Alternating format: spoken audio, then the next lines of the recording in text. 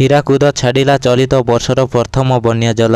ରାଜ୍ୟରେ ଅଧିକାଂଶ ସ୍ଥାନରେ ଲଘୁଚାପ ଜନିତ ବର୍ଷା ଲାଗି ରହିଥିବା ବେଳେ ବିଭିନ୍ନ ନଦୀରେ ଜଳସ୍ତର ବୃଦ୍ଧି ପାଇବାରେ ଲାଗିଛି। ଏହା ମଧ୍ୟରେ ଆଜି ଖୋଲା ଯାଇଛି ହୀରାକୁଦ ଗେଟ୍। ପ୍ରତ୍ୟେକ ବର୍ଷ ପରି ଚଳିତ ବର୍ଷ ମଧ୍ୟ ପାରମ୍ପରିକ ରୀତିନୀତି ଅନୁସାରେ ପୂଜାର୍ଚ୍ଚନା କରାଯାଇଛି। ହୀରାକୁଦ ଜଳ ଭଣ୍ଡାର ସୁଇଚ୍ ଗେଟ୍ ଖୋଲାଯାଇଛି। କର୍ପ ରୁଲ ଅନୁସାରେ ହୀରାକୁଦ ଜଳ ଭଣ୍ଡାରର ଜଳସ୍ତରକୁ ନିୟନ୍ତ୍ରଣ କରିବା ପାଇଁ ଆଜି ହୀରାକୁଦ ଜଳ ଭଣ୍ଡାରର ସୁଇଚ୍ ଗେଟ୍ ଖୋଲାଯାଇ ବର୍ଷର ପ୍ରଥମ ବନ୍ୟା ଜଳ ଛଡ଼ାଯାଇଛି। ପୂଜାର୍ଚ୍ଚନା ପରେ ସକାଳ 9ଟାରେ ପ୍ରଥମେ ଡ୍ୟାମର 7 ନମ୍ବର ସୁଇଚ୍ ଗେଟ୍କୁ ଖୋଲାଯାଇଥିଲା। ମୋଟ 3ଟି ପର୍ଯ୍ୟାୟରେ ଖୋଲିବ। ହୀରାକୁଦର 20ଟି ଗେଟ୍। ଏବେ 7ଟି ଗେଟ୍ ଖୋଲାଯାଇଥିବା ବେଳେ 12ଟା ପରେ ଆଉ 7ଟି ଗେଟ୍ ଖୋଲିବ। ହୀରାକୁଦ ଜଳ ଭଣ୍ଡାରର ଜଳ ଧାରଣା କ୍ଷମତା 630 ଘନଫୁଟ ରହିଥିବା ବେଳେ ସକାଳ 6ଟା ସୁଦ୍ଧା 616.93 ଘନଫୁଟ ଜଳ ରହିଛି। ଜଳ ଭଣ୍ଡାରକୁ ପ୍ରବେଶ କରୁଛି 3,16,600 ଘନଫୁଟ ବନ୍ୟା ଜଳ।